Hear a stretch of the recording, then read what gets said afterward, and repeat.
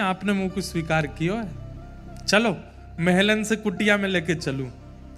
और यमुना जी के तट विश्राम घाट पर छोटी सी कुटिया, उसमें लेकर के ठाकुर जी को आए, एक कोने में बैठा दिया। उत्साह में तो बहुत थे, क्या क्या करूं पर आता नहीं है कुछ भी, तो एक चौकी पर ठाकुर जी बैठा दिए, एक कपड़ा से ढक दिए, मोटा टिक्कर बनाया ठाकुर जी के लिए। टिक्कर बना के बोले जय जय जय ही पाऊं मैं तो।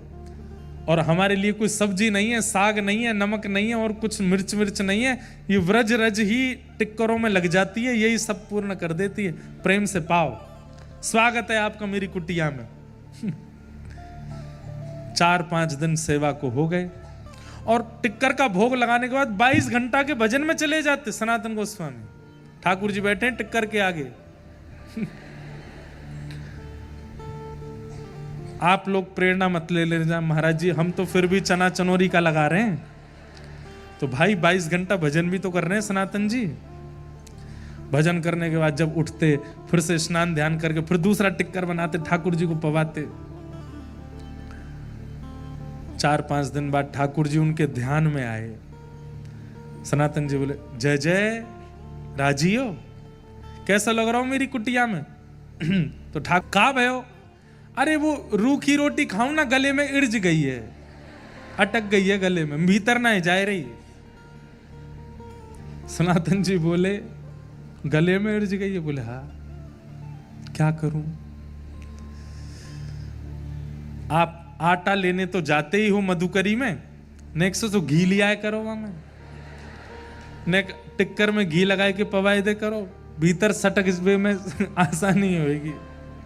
जय जय इतना तो करूंगा, घी ले आऊंगा। उन्हीं माता जी के पास जाते थे मधुकरी लेने और सूखी सामग्री लेते थे, पकी हुई नहीं, आटा दाल चावल स्वयं बना के पाते थे। आटा मांगा, माता जी आज थोड़ी सी एक मधुकरी और बढ़ाओ। बोले क्या? थोड़ा सा घी दे दो। मैया बोली आ गयो, अब आ गयो तुम्हारी कुटिया में, अभी तो घी आ रहा हो, अभी देखियो। नहीं नहीं नहीं, घी से ऊपर नहीं जाएंगे आप, चिंता मत करो। घी लेके गए, टिक्कर बना करके वहां में घी लगायो, ठाकुर जी के आगे पधरायो। जय जय अब तो राजी हो, खूब चकाचक, खूब सटका सटका के पाओ। घी की कटोरी रख दी, बोले टिक्कर घी से ही लगा के खाओ आप तो। 6-7 दिन तक ठाकुर जी राजी राजी पाते रहे, फिर ध्यान में आए। सनातन जी बोले जय जय अब तो सुखी हो? हाँ बढ़िया। नहीं नहीं बताओ आप। बोले जीव खारी है गई है। बोले क्यों? अरे नेक्स्ट सोसो नमक डाल दे करो वहां में आटे में, थोड़ा तो स्वाद बने।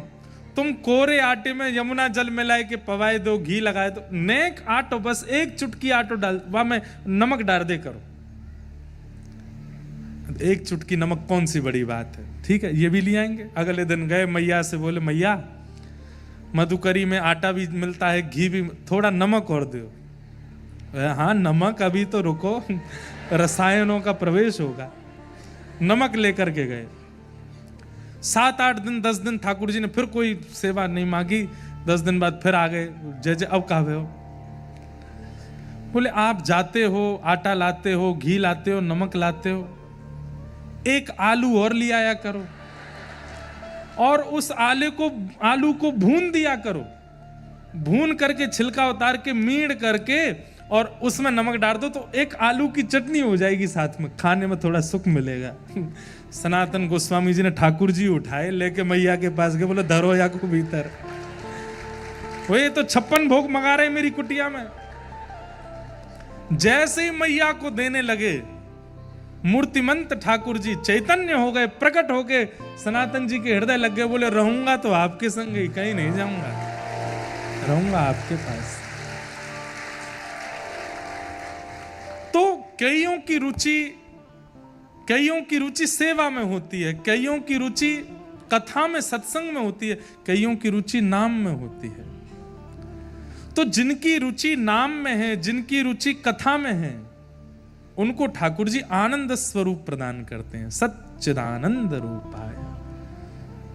कर्मनिष्ठ लोगों के लिए ठाकुर जी सत्य रूप में विराजमान हैं, सेवा भावी लोगों के लिए ठाकुर जी चैतन्य रूप में विराजमान हैं, और कथा श्रवण करने वाले वैष्णव और नाम जाप करने वाले वैष्णवों के लिए ठाकुर जी आनंद के रूप में विराजमान हैं। वो हर परिस्थिति को आनंद से स्वीकार करें, वही उनके लिए ठाकुर जी हैं। इस समय जो आपके मुखमंडल पर प्रसन्नता है, आप लोग विचार कीजिए, कोई आदमी 15 मिनट भी ऐसे रहे तो यहां दर्द होता है।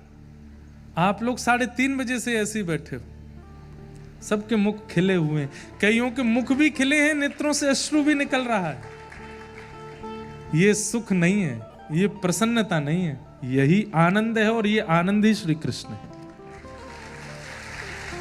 इस प्रसन्नता में आप ये कह सकते हो कि कृष्ण मुझे छू रहे हैं। इतनी बढ़िया स्माइल तो आपकी फोटो उसके सामने भी नहीं आ सकती। जो प्रसन्नता अभी आपकी कथा में है, ये प्रसन्नता अलौकिक है, अद्भुत है, और यही श्री कृष्ण है। सच्चिदानंद रूपाय विश्वोत्पत्त्यादि हेतवे, विश्व की उत्पत्ति आदि करना जिनका हेतु है। भगवान के कर्म क्या हैं, गुण क्या हैं? कर्म है विश्व की उत्पत्ति करना, पालन करना, संहार कर देना।